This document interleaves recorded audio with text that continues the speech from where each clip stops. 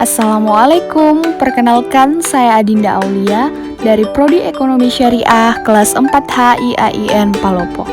Kali ini saya akan menjelaskan beberapa hal mengenai pasar modal syariah. Tidak asing lagi kan bagi kita membeli sesuatu di pasar tradisional? Itu berarti kita telah melakukan transaksi jual beli. Nah, ini tidak ada bedanya dengan pasar modal. Di pasar modal juga terjadi kegiatan jual beli, tetapi yang dijual adalah surat berharga yang diterbitkan perusahaan atau pemerintah dalam bentuk modal usaha. Pasar modal syariah secara sederhana dapat diartikan sebagai pasar modal yang menerapkan prinsip-prinsip syariah dalam kegiatan transaksi ekonomi dan terlepas dari hal-hal yang dilarang seperti riba, perjudian, dan spekulasi. Jadi, yang dimaksud dengan pasar modal syariah yaitu pasar modal adalah kegiatan yang bersangkutan dengan penawaran umum dan perdagangan efek perusahaan publik yang berkaitan dengan efek yang diterbitkannya.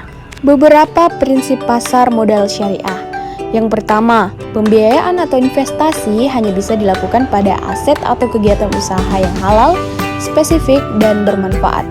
Yang kedua, uang merupakan alat bantu pertukaran nilai, di mana pemilik harta akan memperoleh bagi hasil dari kegiatan usaha tersebut. Maka pembiayaan dan investasi harus pada mata uang yang sama dengan pembukuan kegiatan. Yang ketiga, akad yang terjadi antara pemilik harta dengan emitmen harus jelas. Baik pemilik harta maupun emitmen tidak boleh mengambil resiko yang melebihi kemampuannya dan dapat menimbulkan kerugian. Dan yang terakhir, adanya penekanan pada mekanisme yang wajar dan prinsip kehati-hatian baik pada investor maupun emitmen. Instrumen-instrumen pasar modal syariah. Ada saham syariah. Saham atau stok adalah surat bukti atau tanda kepemilikan bagian modal di perusahaan terbatas. Kepemilikan saham menjadi bukti bahwa yang bersangkutan adalah bagian dari pemilik perusahaan. Ada obligasi syariah.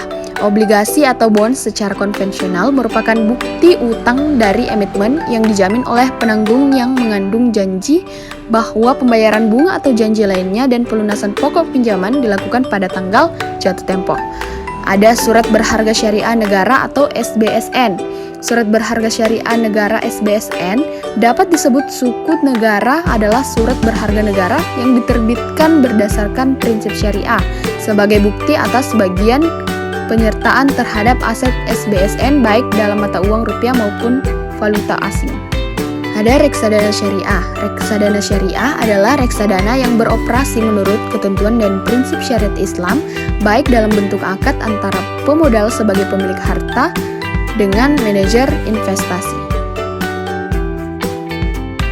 Nah, yang terakhir bagi para investor, penanaman modal di pasar modal dapat dilakukan dengan dua cara.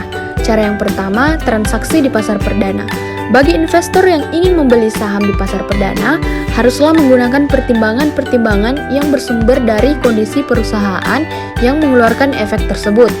Yang kedua, transaksi di pasar sekunder. Mekanisme perdagangan efek di bursa efek hanya dapat dilakukan oleh anggota bursa efek. Keanggotaan bursa efek dapat diberikan kepada perorangan atau badan hukum.